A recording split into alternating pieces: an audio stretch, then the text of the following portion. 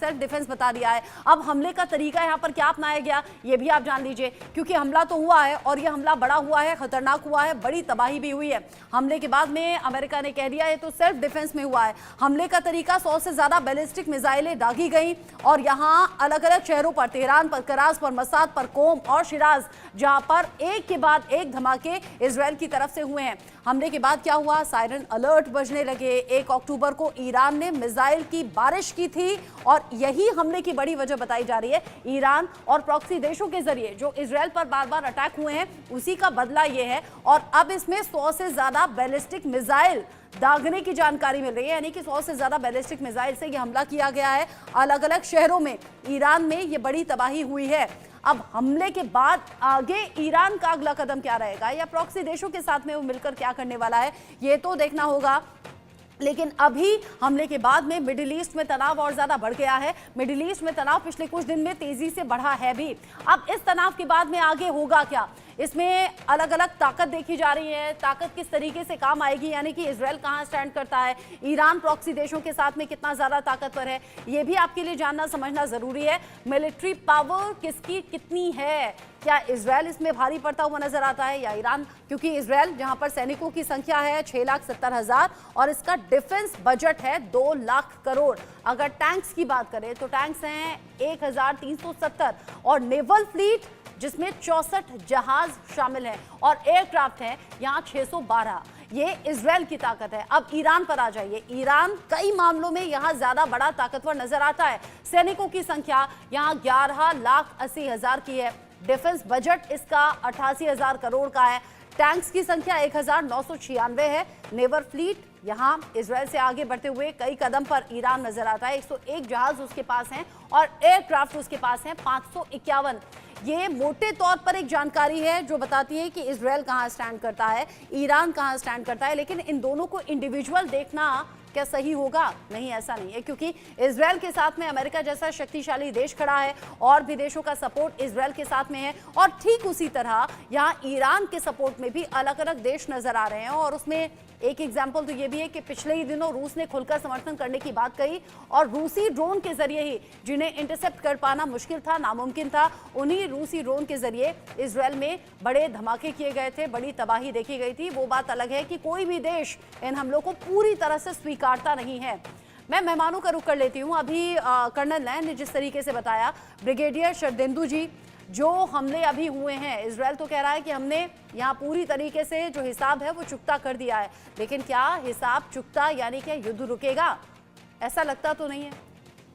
देखिए, जिस तरीके से इजराइल के बयान आ रहे हैं और जिस तरीके से अमेरिका ने उसका सपोर्ट किया है, ये बताता है कि इजराइल को एक स्ट्राइक करना था ईरान के ऊपर, क्योंकि ईरान ने 1 अक्टूबर को जिस तरीके से 180 बैलिस्टिक मिसाइल दागी थी, उसके लिए रोज का रोज कयास लगाए जा रहे थे कि किस दिन इजराइल अटैक करेगा। और उसने ये मौका देखा, उसने तमाम तरीके के अपने मोबिलाइजेशन किया। उसने जब मोबिलाइजेशन की बात करता है तो इजराइल का स्टेटमेंट, उसने डिफेंसिव और ऑफेंसिव फॉर्मेशन को मोबिलाइज किया और इस तरीके से अटैक किया, जो कि रात में 2 बजे ईरान के टाइम के हिसाब से 2 बजे किया और उसको एक वेव में नहीं, सेकेंड वेव में भी लॉन्च किया। तो जब भी इस तरीके की एयर स्ट्राइक की जाती है जो मल्टीफेरियस थी, उसमें ड्रोन का भी इस्तेमाल हुआ, उसमें रॉकेट का भी इस्तेमाल हुआ, उसमें मिसाइल का भी इस्तेमाल हुआ और अल्टीमेटली उन्होंने 10 टारगेट को इंगेज किया, जो कि तकरीबन 5 से 6 शहरों में फैले हुए थे। मकसद उनका एक ही था कि वो मिलिट्री टारगेट को इंगेज करें। और ये जो साइट जो इंफॉर्मेशन आ रही है, वो लॉन्ग रेंज मिसाइल्स की साइटों को उन्होंने टारगेट किया और ऐसे हथियारों के जखीरे को शामिल किया है जिससे कि वो ईरान को क्षति पहुंचा सके। आज की डेट में ईरान का रिस्पांस क्या होगा, ये डिपेंड करता है कि उसको कितना बड़ा डैमेज हुआ। अगर डैमेज की संख्या बहुत ज्यादा है, काफी ज्यादा लेवल पे डैमेज हुआ और इजराइल इसी तरीके की स्ट्राइक आगे भी करता है, second wave, third wave, fourth wave में भी जाता है, तो ईरान का रिटेलिएशन आना जरूरी है। लेकिन मेरा मानना है कि इजराइल ने एक अटैक, 2 वेव में स्ट्राइक किया है, अब फर्दर स्ट्राइक की गुंजाइश नहीं और काफी हद तक उन्होंने पिन पॉइंट टारगेटिंग की है। इसके इंफॉर्मेशन इजराइल ने अमेरिका को भी दी थी और अमेरिका का जहां तक दबाव इजराइल के ऊपर है कि न्यूक्लियर साइट पे आप स्ट्राइक नहीं करेंगे और ऑयल रिफाइनरी पे स्ट्राइक नहीं करेंगे, उसको इजराइल ने माना है। और बहुत दिनों से कयास लगाए जा रहे थे कि इजराइल क्यों नहीं अटैक कर रहा। मकसद उसका एक था, वो पीस मील में अपने ऑपरेशन चलाता। पहले उसने हमास का खात्मा किया, फिर हिजबुल्लाह को किया, फिर वो उसने सीरिया में भी अटैक किया, और आज जब एयर स्ट्राइक हुई तो साथ में उसने एक डाइवर्जनरी सीरिया में भी अपने रॉकेट और मिसाइल लॉन्च किए गोलन हाइट से। तो इस तरीके से ईरान का मेरा मानना है कि देखिए जो है अब रिटेलिएशन करेगा नहीं करेगा डिपेंड करता है किस लेवल का डैमेज हुआ है। As far as Israel is concern, Israel America के इंस्ट्रक्शन को मानते हुए इसको कंट्रोल तरीके से ही आगे बढ़ाएगा।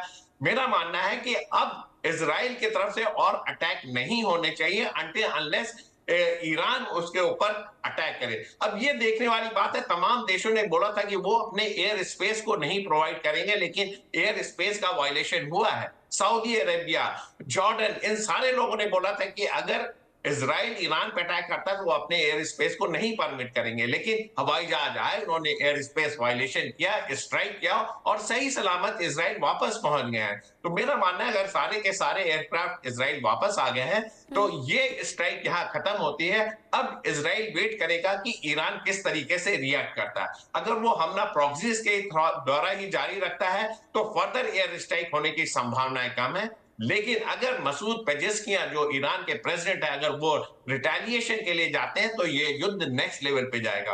और जहां तक क्वांटिफिकेशन की बात है, arms and ammunition and fighting war fighting machinery का, आज की डेट में कोई भी युद्ध आइसोलेशन में नहीं लड़ा जा रहा। इसराइल अपने दम पे ये युद्ध नहीं लड़ रहा, उसके पीछे पूरी तरीके से अमेरिका खड़ा है। इसी तरीके से ईरान ने देखिए रशिया की बहुत मदद की है रशिया यूक्रेन युद्ध में, लिहाजा ईरान बिल्कुल उम्मीद 100% श्योर है कि पुतिन साहब रशिया, नॉर्थ कोरिया और चाइना उसके साथ खड़े हुए, इसलिए वो युद्ध में इस लेवल पे उतर के आया है। और आज की डेट में अगर डैमेज ज्यादा हुआ, अगर कहीं ना कहीं उनके जनमानस में ये भावना आई कि हम रिसीविंग एंड पे आ गए, तो इसका रिटेलिएशन होगा। ईरान के पास सबसे बड़ी ताकत है उसके प्रॉक्सीज, प्रॉक्सीज भी वो रिजल्ट दे सकते हैं। वो भी इजराइल पे हमला लगातार करते चले जा रहे हैं। हिजबुल्लाह के अटैक देखिए आज की डेट में इजराइल में लगातार सायरन बजाते हैं, वहां एक भय का वातावरण क्रिएट कर दिया गया है। अब इस डर के माहौल में कैसे ईरान इजराइल के बीच की ये जो जंग के हालात हैं इन पर फुल स्टॉप लगेगा या नहीं लगेगा, और नहीं लगेगा तो कितना लंबा चलेगा? अरविंद सिंह तेजावत जी भी मेरे साथ में जुड़ गए हैं, विदेश मामलों के जानकार हैं, स्वागत आपका भी।